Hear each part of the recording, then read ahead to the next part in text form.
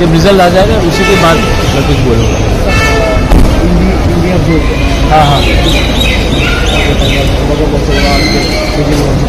हाँ, मैं बोल रहा हूँ ना, अभी 3 बजने वाला है, अगले 24 घंटे से भी पहले मालूम पड़ जाएगा क्या रिजल्ट आएगा। वेट कर लीजिए, आप कितने दिन तक वेट किया, और 10-15 घंटा वेट करने में क्या करेंगे। जो भी रिजल्ट आएगा, देश को आगे चलना है, डेमोक्रेसी है।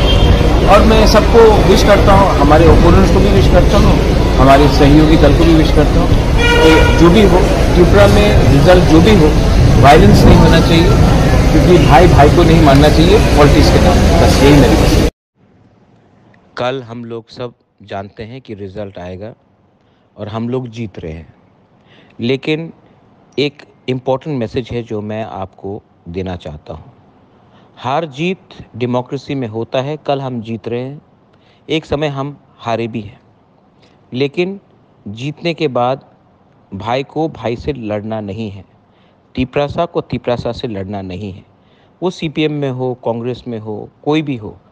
मैं अपने लोगों को, अपने वॉरियर्स को बोलना चाहता हूँ कि जीत में अपने ओपोनेंट्स को आप जीतने के बाद कुछ ऐसा मत कीजिए जहाँ में दफा बटेगा। तिपरासा को पहले तिपरासा रहना है, कोयला जाति करना है, उसके बाद कुछ और करना है। मैं नहीं चाहता हूँ कि कल जीतने के बाद कोई भी सीपीएम हो, कांग्रेस हो, कोई भी पार्टी का हो, कहीं का भी हो, उनके घर में, उनके दुकान में, उनके कामी में झगड़ा हो, मारपीट हो।